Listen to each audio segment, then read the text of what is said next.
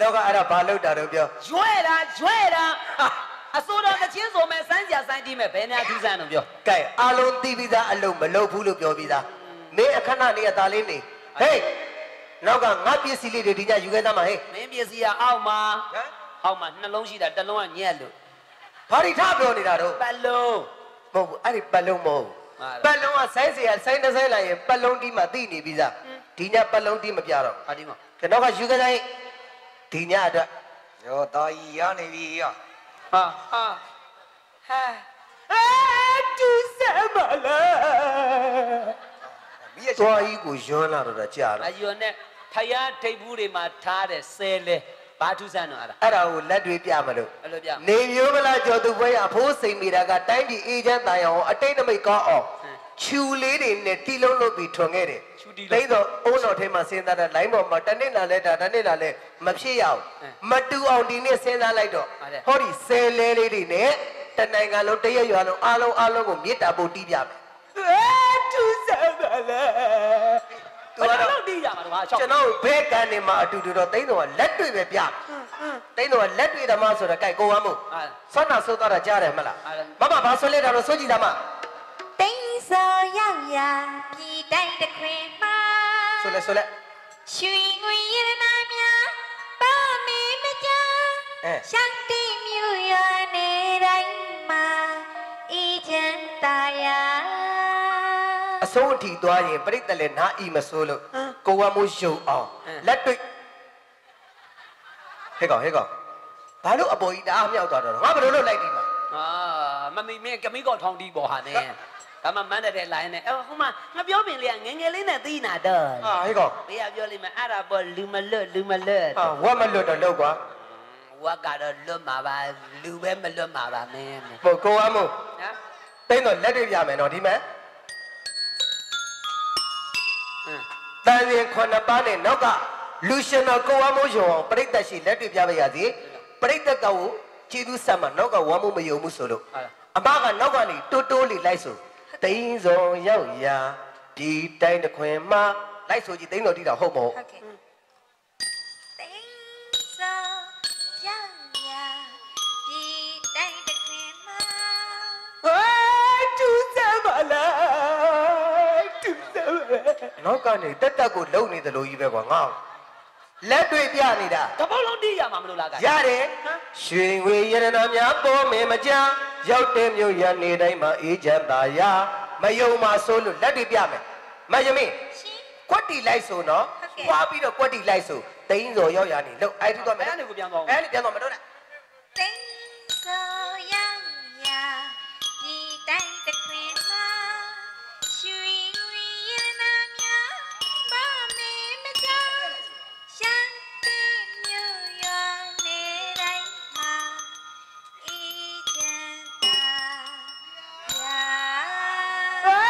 တူစမလားမယုံမရှာဝမ်းမို့အလုံးကြီးကောက်ငုံပြတာခွေးယူစရာအဲ့ဒါတော့ဘာထူးဆန်းလဲကွာမင်းငါတော့တကယ်များလားလို့မှန်းသမားငါပြပါမယ်ဘာပြရမှာလဲမင်းအဲ့ဒီကဒါပြန်ပြီကွာငါဆိုင်မနေဘူးရှောက်တာမဟုတ်ဘူးငါလက်တွေငါပြလိုက်ရှင်သေးလက်ကပြကိုဝမ်းဘောကလည်းအတိတ်ပဲမရှိအဲ့တော့မန်းတဲ့မိဒီလောက်ထွန်းတာတဲ့ဥစ္စာစိုင်းစရာကောင်းဓမီနဲ့လာထိုးဒီကောင်ခေါင်းကြီးနဲ့ကွာငါရေကိုချိုးရတော့မှာကျုပ်ကုန်းရမယ်မတန့်တယ်လို့လုံးပုံတော့ तू ကယွန်းတာတဲ့ငါပြမယ်ကြည့်တာပြတယ်ကဲလေမင်းငါပြလည်းမင်းရီပါပါမင်းအေးဘောရှိမှာဘောမိုးလက်ဆောင်ပတ်လောက်ရှိတာမမင်းတို့ချင်းအတွေ့တွေနဲ့လာပြောနေတယ်ငါဆိုင်ဝဲနဲ့ဝဲလာရင်ပြိတ္တကိုသိန်းတော်ကယူသေးတယ်မင်းရိုးသေးလို့မလုပ်ပါငါတီးပြပါမယ်မင်းကြည့်တာပါငါတချင်းတီးပြမယ်အဲ့လောက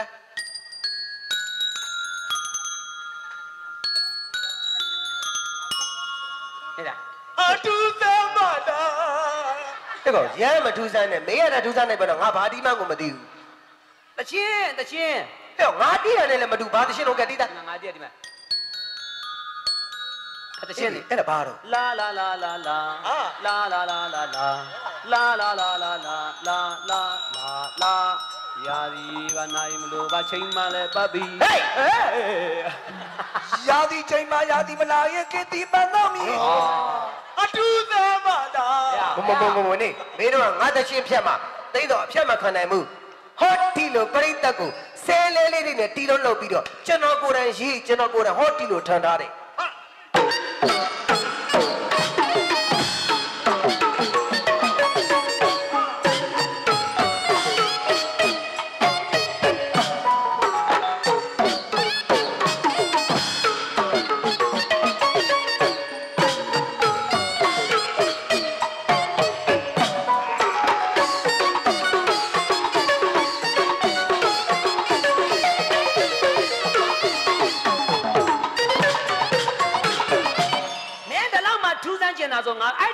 ငါလုပ်ပြီ ဘယ်လိုထူးဆန်းလဲ အစီအစဉ်ဆွဲပြီမယ် ဘယ်လိုလုပ် မင်းခွန်းတန်ကြီးကိုမင်းတယောက်တည်းမတီးနဲ့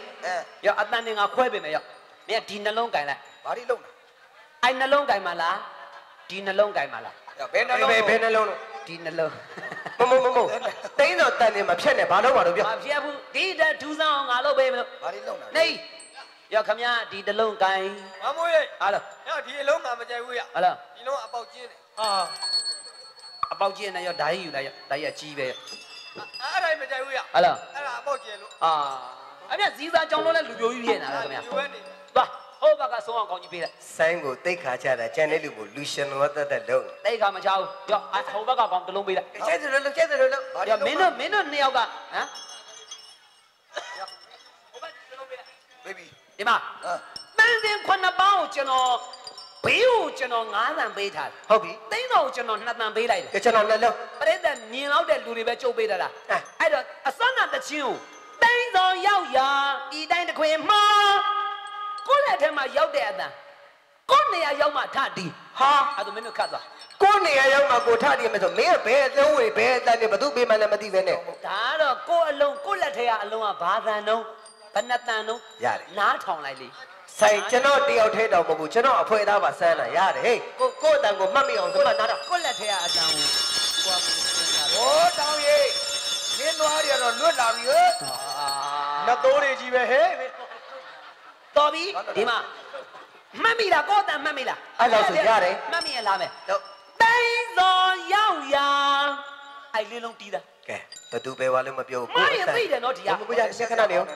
ကိုအတန်ရောက်မှကိုထတည်တိန်စော်ရောက်ရာ တီးတာတီးတာ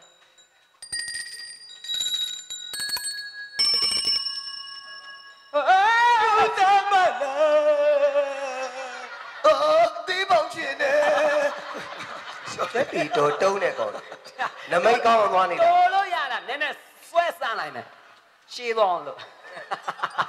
ဟုတ်တယ်ရှိတယ် တိုင်းစော်ရောက်ရာဒီတိုင်းတစ်ခွင်မှာအဲ့ဒီပါ အဲ့ဒီနော် အဲ့ဒီပါတိုင်းစော်ရောက်ရာဒီတိုင်းတစ်ခွင်မှာ မင်းကြိုက်တယ်လို့ စပ်သွားမယ် ဆက်တော့တဲ့ ရွှေငွေရတနာများပေါ်စေမှာရောက်တဲ့မြို့ရွာနယ်တိုင်းမှာအေးချမ်းပါပြားကမျက်စိ ဖြစ် ရော အောင်လုပ်ပြမယ် ဘယ်လိုမှမဖြစ်နိုင်ရွှေငွေရတနာများပေါ်စေမှာရောက်တဲ့မြို့ရွာနယ်တိုင်းမှာအေးချမ်းပါပြားမတော်လို့ကြိုက်တော်တာနေမှာပါမင်းတို့ကောင်းနေ အာကိုက်မှာပေါ့ကိုက်မှာပေါ့ ကြိုက်တယ်နော် အိမ်တော့တိုက်လာတာယူ မအဲ့ဒီကားကိုကျွန်တော်ရှင်းမယ်တိုက်မင်းတို့အိမ်တော့တိုက်လာလို့ရတယ်ဆိုအဲ့တိုက်လို့ရတယ်ဆိုတဲ့ဂီတပညာထဲမှာလွယ်တယ်ထင်ရင်ကျန်တဲ့လူမပြောဘူးဒီပရိသတ်ကခြေသူအားလုံးသိပြီးသားမင်းတို့နောက်ကလူရှင်တော်တွေလွယ်တယ်ထင်ရင်တီးပြရော့ဒါနဲ့ဒါနဲ့တီးပြ ဟဲ့မိချောင်းမသားအားရှာရှိတဲ့မိချောင်းမသားကြ ဟဲ့ဒီကွာ ငါလည်းမိချောင်းမသားပြလိုက်ဂျန်တော့ပြလိုက်ဘာတွေဖြစ်နေမှန်းကိုမ မ သိ င်းပြောတော့အော်ဒီကမျိုးလာ ပဲ ပဲ အဲ့ဆိုပဲ သိဦးလေကွာငါလည်းရှော့ အလုံးနဲ့အကုန်ယူလိုက်စမ်း လော တန်စင်9ပါ9တန်ရှိတာဆိုတော့တယောက်နှလုံးသိကြိုင်တော့6တန်ရှိသေးတယ်မိုင်လူကြီးတတန်ပေးရဆိုင်ရောက်မိုင်လူတစ်လုံးပေးလိုက်မိုင်လူမတစ်လုံးကြိုင်တော့ကွာရောက်အဲတစ်လုံးကြိုင်လိုက် ဟာ ဟမ် ဟဲ့နေ ဟာ ဟုတ် လား တယ် ငါဟာတလုံးနဲ့ကြီးနေ ဟုတ်လား ကြီးမှာပေါ့မင်းဘဝစိတ်ကြိုက်ခံရတာညနေရ ကဲတန်းကျွန်9ပါးကြိုက်ပြီလားပြော အဲဒီမှာမင်းတို့လိုလက်ထဲမှာဘာသာတော့အတန်မဆမ်းဘူး ဟုတ်ပြီ ရောက်တဲ့အတန်ကိုမှောင်တီးမှာ ရတယ် ဖြစ်နေလိုက် မှောင်တီးမှာကွာနော်အတန်မဆမ်းဘူးပြောလေလက်ထဲအတန်မခေါင်းနဲ့ ဟုတ်ပြီ တချင်းကိုနန်းစတော့ဆိုသွားမယ် ဟာ ထားဒီမယ်နော် ယောက်ျား သိန်းစော်ရောက်ရာဒီ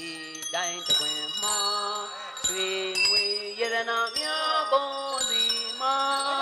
ရောက်တဲ့မြို့ရွာနေတိုင်းမှာအေးချမ်းသာရာကျွန်တော်တို့တိရတဲ့ဘောကြရင်လက်ကောက်တန်ကြခြင်းနဲ့မပရိသတ်တော့အောင်ပြီနဲ့ပရိသတ်နားလဲတယ်မင်းတို့အားနာပြီးတော့ဟိုကတီးပေးခြင်းပေးလိမ့်မယ်တိန်းတော့လက်မခံဘူးငါဖွေးသားလက်မခံဘူးမအောင်တီးပြကျောင်းမချနဲ့ကျောင်းမအောင်တီးပြကျောင်းမချနဲ့လို့လက်သေးတက်တာ၄ယောက်နဲ့၅ယောက်ရှိတာပဲဒီ၃ယောက်ကဘာမှမချုံးမဲတော့မောင်ခောက်တာတော့မဟုတ်ဘဲနဲ့မင်းဟုတ်တယ်မင်းတို့ဘာလို့စိတ်ခေါ်တော့လို့လေရတယ်ငါရှိနေတဲ့ငါလူရှင်တော်တဲ့ခါကြမခံနိုင်ဘူးအခုရတယ်ဆရာကြီးမောင်တီးမယ်ဒါပေမဲ့မင်းတို့လက်ထက်ဘာသာတော့ငါအတန်စမ်းပြဟုတ်ကဲ့ဟုတ်ပြီရပြီတိုင်းစောအဲ့နှလုံးကိုအရင်မောင်တီးပြတိုင်းစောနှလုံးကိုရှာမယ်လို့ဆရာရောက်နေငါမင်းငေါ်တဲ့အလုံးထတီးနော်ရတယ်ငါမင်းမငေါ်ပြရင်မတီးနဲ့ဟုတ်မတီးပါကြိုက်ဖို့လိုတာအချိန်ပေးတယ်တိုင်းစောတိုင်းစောနှလုံးကငါလက်ထဲမှာဟာဟဲ့ဘာတော့အဲ့ဒါဆိုဒီလိုညစ်ပလိုက်နေအင်းဆိုပြီးတော့အေးတရားကြီးရဲ့တန်သေးတိုင်းစောရရင်ဆက်သွားမယ်တိုင်းစောရောက်ရအဲ့လေးလုံးတီးမယ်နော်ငါမင်းငေါ်တဲ့လုံးတီးနော်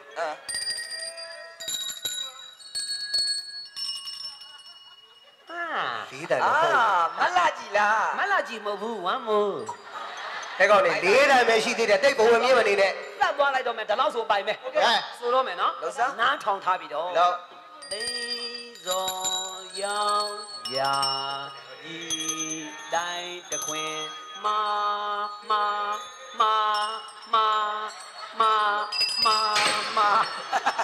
ဘယ်ငေးတော့ငါကြည့်လို့ပြောတော့ဘယ်ငေးတာလဲပြန်လို့ဘောနဲ့ခုတ်လိုက်ကွာလှုပ်ရှုပ်ပါငါမကြည့်ဟိုဘက်သူ့ဖေသွားကြည့်ရင်ငါကြည့်တာပါရောက်ရာဒီတိုင်းတခွင်မာရွှေငွေယရနာမမယရနာမမပေါ့ဆိုပါယရနာရတနာရတမာဒီမာရတနာပြောင်းနေသည်ယရနာညာပေါ်ဇေအမဟုတ်ပါဘူးဆိုမှာဇေမနော်ငါစီမလာမသိဇေပါတိပါဇေဆရာဆိုကျေးဇူးဝင်တော့ဆက်လိုက်တာဘာတော့ပါဆိုပါမ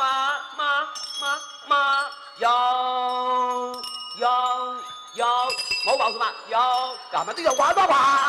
ခေါင်းနေချော့လာပြီရတော့မင်းအဲ့လိုမရဘူးလို့ရှင်းပြောရင်တိန်းတော့လက်ခံမရတာမဟုတ်ဘူးဘာတော့တချင်းကြီးကကိုမားနေတာဖြစ်နိုင်တယ်တချင်းပဲနေရာမားလို့တချင်းကြီးကမားနေဒီတချင်းကမှအကိုက်ဘယ်လိုကြိုက်လဲဒီအလိုရှိရလက်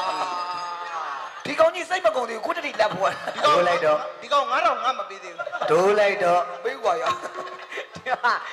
ဦးကျော်ရှိတဲ့တရဝါသည်ဦးကျော်အားကိုတယ်အစွဲရှိတဲ့တရဝါသည်အစွဲအားကိုတယ်ဘာဖြစ်လို့မင်းတို့ကအနုပညာသမားစိုင်းသမားတွေလက်တီးတက်တဲ့ဆိုတော့ငါတို့နှုတ်တက်တဲ့ကောင်တွေကိုလက်တီးလာခိုင်းတာမင်းတို့ညစ်ပတ်တယ်ရတယ်ဒီမှာမင်းတဲ့စမ်းတာတွေငါပြန်လုပ်ပြကဲပရိသတ်ရှိစမ်းတာလုံးမှာဆိုအချိန်မရွေးလာခဲ့မင်းတဲ့စမ်းတာတွေငါပြန်လုပ်ပြမယ်ကြည့်တာလာခဲ့စမ်းတာဆိုရင်လက်ခံတယ်အမိုင်းရှင်တို့တချင်းအဆုံးတက်လေအောင်နောက်ကလူရှင်တော်တွေကသိန်းတော်အားကြမကန်စမ်းတာနဲ့လာခဲ့မယ်တဲ့မစမ်းလို့တော့သိန်းတော်နဲ့တွေ့ပြီရစ်တာပို့လိုက်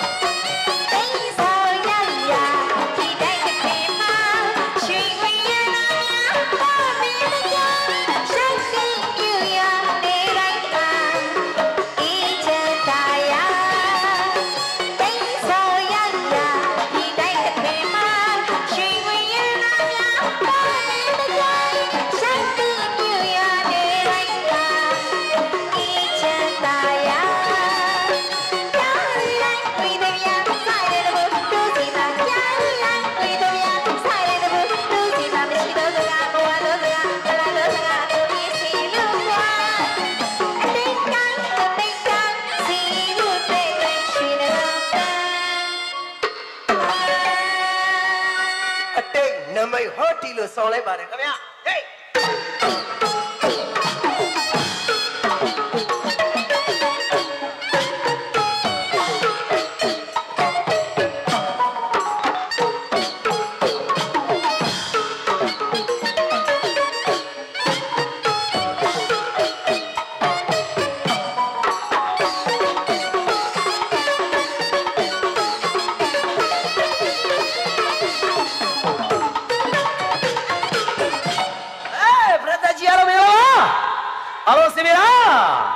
အစင်ပြေကျွန်တော်တသိန်းလောက်ချီးသမ်းပါ မ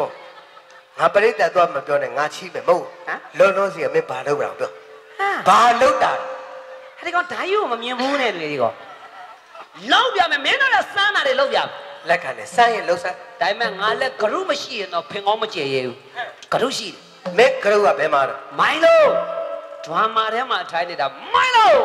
အာမဒွန်ထဲမှာသူတို့လူရှင်တော်အစုနဲ့လာတာ ဒီအပန်းစမ်းတယ်ညီလေး1 2 3 4ဂျာမော မင်းတို့နှစ်ယောက်တိုက်လိုက်အောင်ခေကော ရတယ်ဒီမှာကြည့်စမ်းပြကြည့်တာ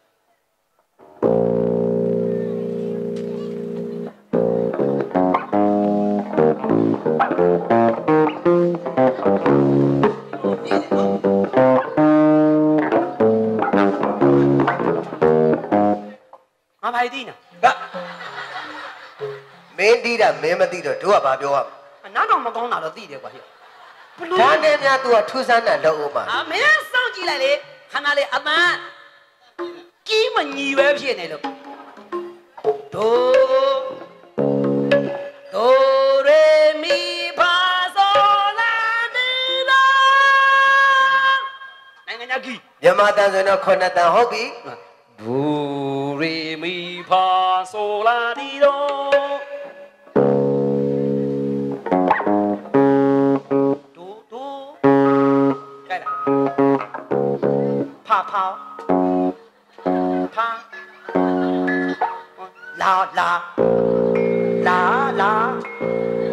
လာမချနဲ့ဖာချတာမဖာချခိုင်းတာမင်းကဖာချခိုင်းတာဖာချလာပေါ့ ဟာဟဲ့ကောမင်းတို့ဘာတွေပြောနေကြတာ ဖာချခိုင်းတာ ဟောဘာချနေတာပဲမဟုတ်ဘူးဘာကီးကိုချနေတယ် ဖာတွေလာတဲ့ဆိုဖာတွေဆိုဒီလာဖာတွေဆိုဒီလာ ဟိုတေချာလဲကြည့်အောင်တနေ့နဲ့တနေ့လူလဲသွားကြံတော့တာရဲ့ဒါကိုလည်းမလျှော့ နိုင်ငံညာတချင်းဆိုဗျဟမ်နိုင်ငံညာတချင်း ကြီးကျယ်လိုက်ပုံတော့ပြမြန်မာတချင်းတော့မှောင်မဆိုတတ်တဲ့ကွာနိုင်ငံခြားတချင်းနဲ့ ကြီးရင်ကျင်မှာပဲငယ်ရင်ကျင်းမှာပဲဒါတွေမပြောနဲ့နိုင်ငံညာတချင်းအစ်စ် လုံးစမ်း နားထောင်ကြည့်လိုက်မိုင်းလို့နိုင်ငံညာတချင်းဒိန်ဒေါန်ဒိန်ဘောင်ဒိန်ဒမ်ဒိန်ဘောင်ဒိန်ဒမ်ဒိန်ဘောင်ဘေးဒီဘလိုဒီဒုံငန်ဒီလောင်ဒိန်ဒမ်ဒိန်ဘောင်ဘေးအာဘလေလမ်ဒိန်ဒမ်ဒိန်ဘလောင်ပေါ်ဒိန်ဘလောင်လီဘမ်ဒီကောင်ရေဘလိုပါဒီလူမနီမနာမစာမဒီဘူးဒီယန်အာဒီဘောင်ဒိန်ဒမ်ဒိန်ဘောင်ဘေးအာလေလမ်ဒိန်ဘောင်ဘေးoh lên ba đi bong bơi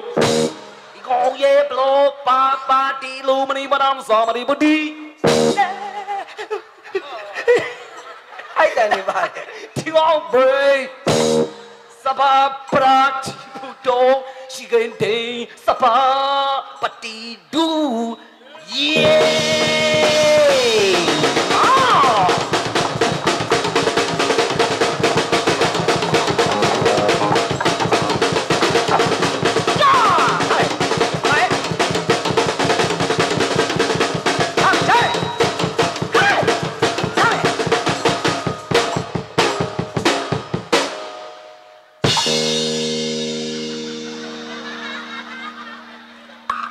ပရိသတ်ကျွန်တော်တော့ဘာမှကိုနားမလဲလိုက်တာကျွန်တော်ကပဲနားမလဲလာတာမသိကျွန်တော်နားနေတော့ဗါတဲ့စံပရိဘူရီစပါပရတ် ဒီစပ်ပါမရနေတာ ဟုတ်တယ်မင်းဆိုသွားတာလေ ငါအဲ့ဒါမကြိုက်ဘူးငါဟိုစာသားလေးတွေကြိုက်တယ် ဘယ်စာသားလဲအတော့ကိုကြင့်ထောင်မရတယ် ဒီမှာမင်းတို့နားမလဲဘူးမလား အဲ့လောက်ကြီးကြတော့မြေလွန်းနေတော့မသိဘူး အေးရငါမှဒလိုတွေလုံးနိုင်ဖို့ဒလိုတွေတီးနိုင်ဖို့ကျင့်ဒီမှာသပင်တော်မှငါမနဲ့ဒလိုသပင်ပုံရအောင်ငါဘယ်လိုလုပ်ထားရမှတ် မင်းဘယ်လိုလုပ်ထားလဲ အစွတ်ကလေးစွတ်ထား ဟဲ့ကောင် မင်းတို့နားလဲလောက်တဲ့ချင်းထက်ဆိုပြ တကယ် မင်းတို့နားလဲလောက်တဲ့ချင်းဆိုပြ ဘယ်တချင်းတော့ နေရောငါတို့ကအတီးသမားကိုအပီတုံတာဝန်ယူမယ် ဟုတ်ပြီ အဆိုရှင်တွေတေးသရှင်တွေခေါ်လာအောင်မယ် ဘယ်သူတွေတော့ အဖေခေါ်လိုက်လား ယော ကောင်းကြီး ယောစပါရဟေ့ မင်းတို့လက်ကိုလို့လာကွာအတန်နေတာကြားနေလူလဲကြောက်မှမြင်ရပါဘူးပေါ့ ဟာဒါညာကြီးမို့တော့မျက်မှန်မဟုတ်တတ်တာမြင်ညွင်သေးလို့လားမြင်ရဟဲ့ ဘာလို့ မရှုပ်စမ်းနဲ့ ဘာလို့တော့ သိတော်တို့ကငါတို့အထင်သေးလို့ တို့ချွတ်နေတာ ငါတို့ကပြန်ပြီးတော့လုပ်ပြ လုံးလိုက်စမ်း တို့ကလည်းအဖူးမင်းသားတွေလို့ လုံးလုံးပါ ၄ယောက်ပေါင်းမှတကလူဆိုတော့ အဲ အဲ့ပန်ခေါ်လာအောင်အဲ့ပန်လာစမ်းကွာချော့လောကဖော့ရတော်သေးတယ်ဖော့လှုပ်လို့မလွတ်ရင်မရောမှာအဲ့မိုက်ကတသိန်းခွဲပေးရရောမှာပဲမင်းနှစ်ဖူးကမင်းအဖေနဲ့မင်းလက်ကားရထားတဲ့နှစ်ဖူးကြီးမနှမျောဘူး ငါဖေတောင်ကြပန်းနဲ့တောက်ထား ဟဲ့ဒီမှာတချင်းဆိုဗျ တချင်းဆုံးမလား ဒီမှာငါထောင်လိုက်မင်းတို့မြန်မာလူမျိုးတွေကနိုင်ငံခြားတချင်းကိုနည်းနည်း high quality ဖြစ်နေလို့အစစ်မြစ်လို့နားမလဲဒီတချင်းတီးမယ် ဘေးရတော့ မင်းတို့ကတီးဆိုမယ်နော် yes ဟာရက်ချင်မို့ထွေး ထောက်ကန်နေတာ မြန်မာတချင်းတွေကဆိုဗျ ဘေးရတော့ပြောသား မျိုးကြီးတချင်း လှုပ်ဆောင်ယော ထားပါ ယောဝိကရာဝါမိုရာမမိုင်ကိုဖြစ်ပါတယ်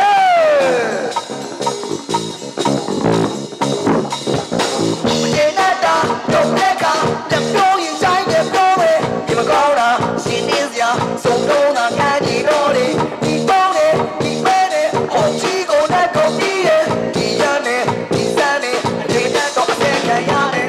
โอ้ကိုယောကာယာโอ้โหเด็กๆช่วยพวกเด็กช่วยไม่เอาเคียงกับส่วนมากที่โอ้พี่เด็กดีพี่เด็กมาแน่จริงพี่ยอมย่อยโอ้ร้องมาพี่ร้องมาเดี๋ยวจะพ้องในเนื้อสาวเด่นนะโอ้มาเล่มาพี่มาเล่มาจะไปต้องการไม่อยากมาสู้นะมันจะเป็นก้าวเย็นเย้น่าจะได้เปิดเลยเย้เย้เย้เย้จ้องน่ารักพี่ยอมบ่อยจ้องดูเลยจ้องเอาเลยจ้ามาดิเย้เย้เย้เย้จ้องน่ารักพี่ยอมบ่อยจ้องดูเลยจ้องเอาเลยจ้ามาดิ拜拜，没人见，好吧？干的，别给他哇哦，让我买的哇，哎。水果的，水没有看噶水包起，我别的，你别的，马的起飞要多赢，我老爸，你老爸，你那帮你在上面呢，我把脸巴，这个东港没两个手表，本上飞，高爷，姐妹，那的妹妹，耶，那那比较莫为，都你表，阿罗的家吧的。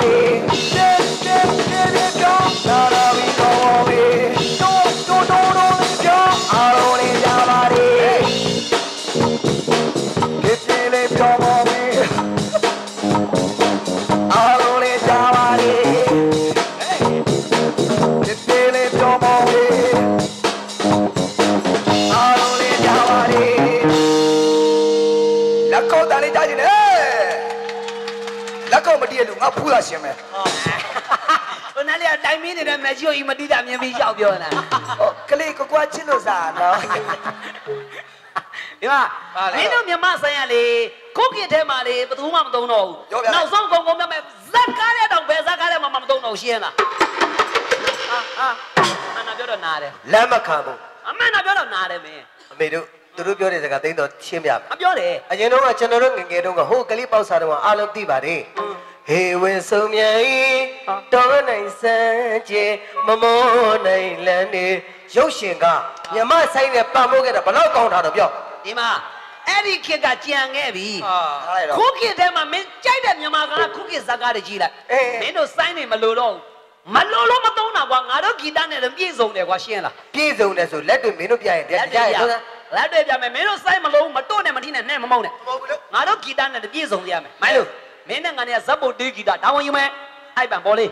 မင်းတို့နှစ်ယောက်ကဇက်လန်းထဲမှာမင်းသားလို့လိုက် ဟုတ်ပြီအပြင်မှာမဟုတ်လား ဇက်လန်းထဲမှာမင်းသားလို့လိုက်ရှာမရှိနဲ့ ဟုတ်ကဲ့ ဇက်လန်းထဲမှာမင်းသား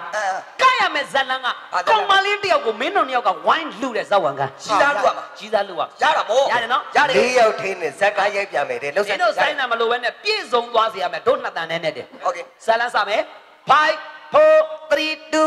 1 action အော်မင်းကို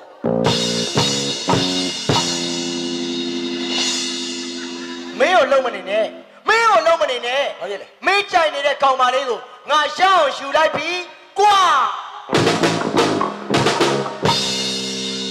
ဘာဖြစ်လဲအချင်းနဲ့စစ်မှမတရားတာမရှိဘူးအဲ့တော့ဘာဖြစ်လဲအချင်းနဲ့စစ်မှမတရားတာမရှိဘူးအဲ့ဒါကြောင့်မင်းကြိုင်နေတဲ့ကောင်မလေးကိုငါရှောင်းရှူလိုက်ပြီကွာအေးအောင်ရှောင်းယူလိုက်ပြီဆိုပြီးမင်းတိတ်လက်ဝမ်းသာမနေနဲ့အိုးခုလဲမင်းလိုချင်လွန်းပါလေဆိုလို့မင်းကိုငါကိုယ်တိုင်ပေးသားလိုက်တဲ့ကောင်မလေးကအဲ့ဒါအမှန်တကယ်တမ်းတော့ဖာတယ်မကြီးกว่าဟဲ့အောင်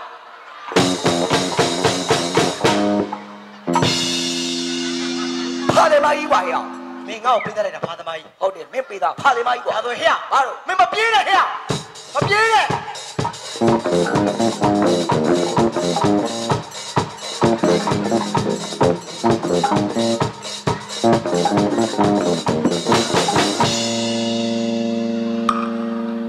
နောက်က1 more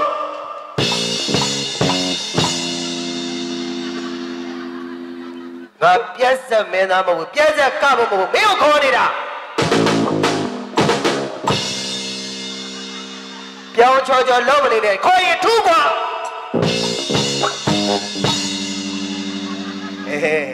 နောက်ကနာချင်းနေပြီမင်းနာတော့ပါ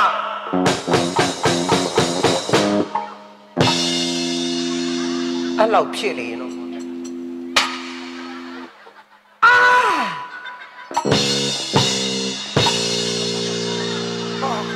တေးတာတော့ကိုတီဝိုင်းနဲ့ကိုတီးသွားတာနော်ရအဲ့လောက်ဆိုသဘောပေါက်ဘာလို့နောက်ကအဲ့လောက်မှာဂီတာကြီးနဲ့အတော်ဟုတ်နေတဲ့ကိုဝမ်းမို့တိန်းတော်ရှေ့ကတီးမယ်ဗျာနောက်ကနေလိုက်တီးတယ်မင်းတီးတယ်လို့ငါတီးရမှာဟာရရင်မရဘူးလို့ပြောသွားလိုက်တော့မင်းတီးတဲ့အတိုင်းတစ်ထက်ထက်ဖြစ်အောင်တီးနိုင်တယ်ကွာရှင်းလားလိုက်ခဲ့တာမင်းတီးတဲ့အတိုင်းတစ်ထက်ထက်ဖြစ်အောင်မတီးနိုင်ရင်အေး320တန်ဆိုင်ကိန်းမင်းယူလိုက်တော့ဟာနေပေါင်း320တန်ဆိုင်ကိန်းကဘယ်မှာမလဲတော့ချမ်းပေါင်ရင်ဝဲမကျင်းတယ်လက်တွေ့ဒါပဲရှင်းကြိုက်တယ်လို့တီးဟုတ်မဟုတ်ပြိတ္တကဲခါကြီး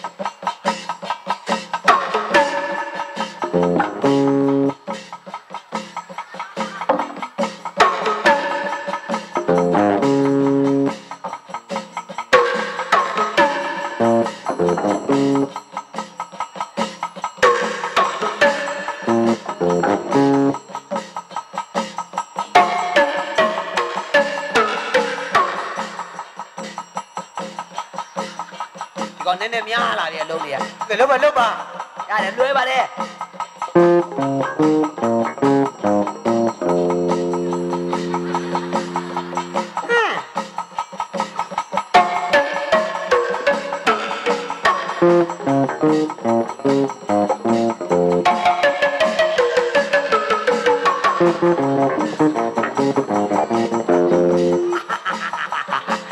ဟုတ်ပြီလာပြီလောက်ဆမ်းပါလာပြီဆမ်းပါ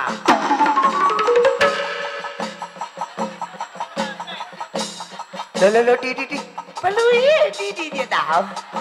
မကြားလို့ထင်တယ်ပြန်ပြမယ်ပိုးတောင်လွဲသွားပြီဘာလို့လွယ်တာလဲငါဘလူတီးရမယ်မှတ်တယ်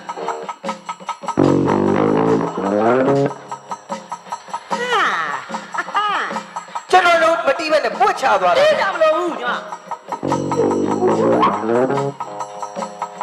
တာလီလွတ်ကျိုးဆိုတာပြောလားလွတ်ကျိုးတော့ပွတ်ကျိုးတော့ဒီမှာရှိ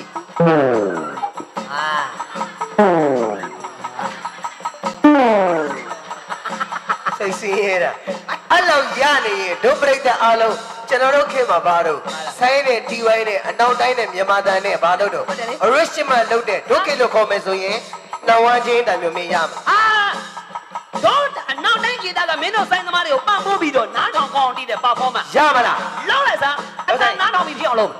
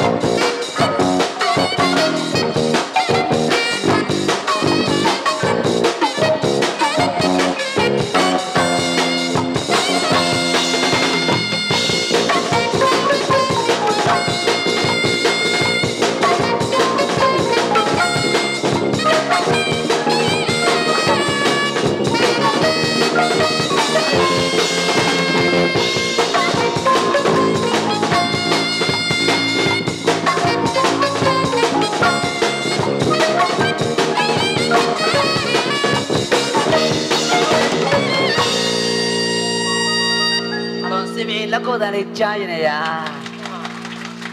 လက်ခုပ်တန်အလုံးမဟုတ်ပြီ